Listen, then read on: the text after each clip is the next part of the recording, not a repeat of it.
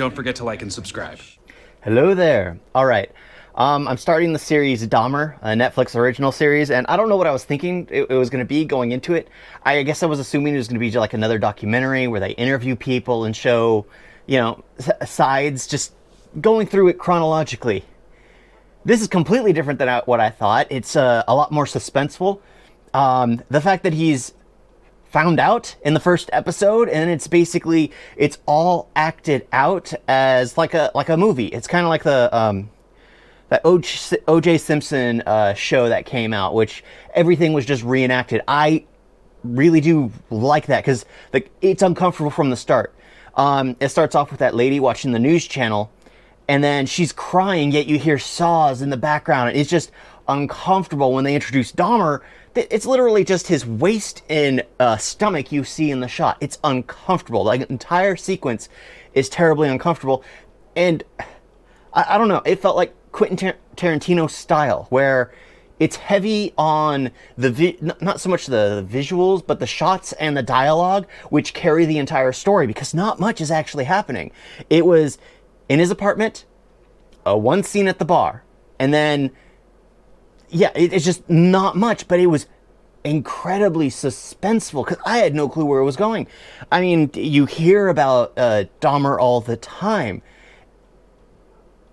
but honestly, seeing it played out, and I'm curious on seeing where it goes. It's insane seeing like the fact that all of that was happening in his small little apartment, and it's a shared vent, so the lady next door could it's incredibly uncomfortable. But the way it just flows, and it makes you actually riveted to watch, because it feels like you're experiencing it along with the show, unlike normal documentaries where you're kind of just like, okay, they're telling me what's going on, what happened, and then they show snippets of reenactment. This is just all reenactment, and it just feels like I'm more immersed in the story. I don't need people telling me at the very end or telling me through the story. It's just like, oh, this happened, then they show me. I prefer it like this because it just feels strangely more real. It feels more real, more disturbing.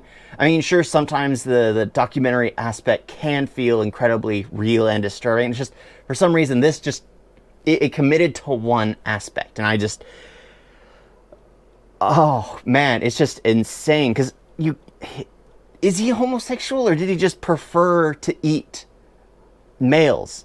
And did he prefer to eat black males? Is that because did he taste others? And that's the thing I'm curious about, is it going to mention that? Or I'm curious. I'm absolutely curious. And the fact that his father starts bawling, it's just like, what the heck is going on? It's insane. How could a father not catch this? How could he not see how deranged their own child was? You would think you would notice it, because he says at like 4 years old there was something wrong with him. Well, are they going to go more into that? I would think they would. But the fact that there's 10 episodes of this, so is it going to be primarily about the court case and what they find out, all reenacted, the same way the O.J. Simpson show was? Or how's it going to go about? I'm curious and excited to find out. Dahmer, this was the first episode. Moving on to episode 2. Thank you all for watching. Talk to you next time. Doodles.